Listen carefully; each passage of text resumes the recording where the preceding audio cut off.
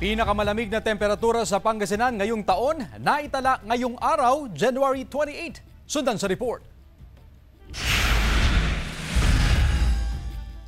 Naitala kaninang alas 5 ng madaling araw ngayong January 28 ang 21 degrees Celsius na minimum temperature.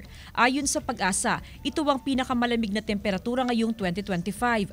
Kasunod nito, asahan daw na ngayong linggo hanggang sa unang linggo ng Pebrero ay patuloy pang bumaba ang temperatura sa probinsya. 16 hanggang 18 degrees Celsius ang forecasted na pinakamalamig na temperaturang mararanasan ngayong amihan season sa probinsya.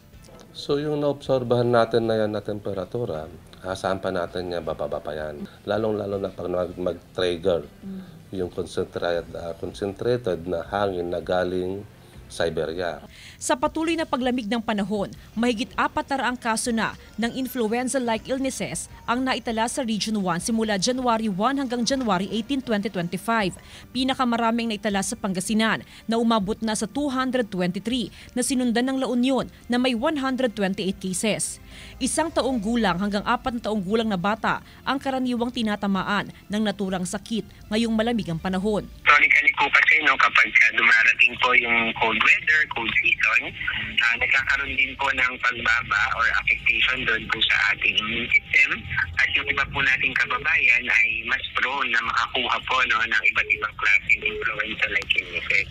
Nagbabala ang Health Authority sa publiko sa posibleng pagtaas ng kaso ng influenza-like illness, lalo pat hindi pa nararanasan ang peak ng malamig na temperatura. Siya ang anak ni Aling Christy dahil sa malamig na panahon, pahirapan daw ang pagligo bago pumasok sa eskwela ng kanyang mga anak. Kaya naman kinakailangan pa raw na magpainit ng tubig para komportabling makaligo ang mga bata.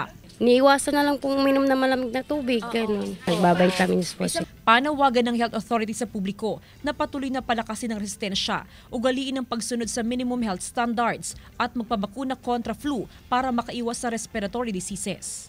Kasama si Ron Alistair Taniedo, Jasmine Gabriel Galban, One North Central Luzon.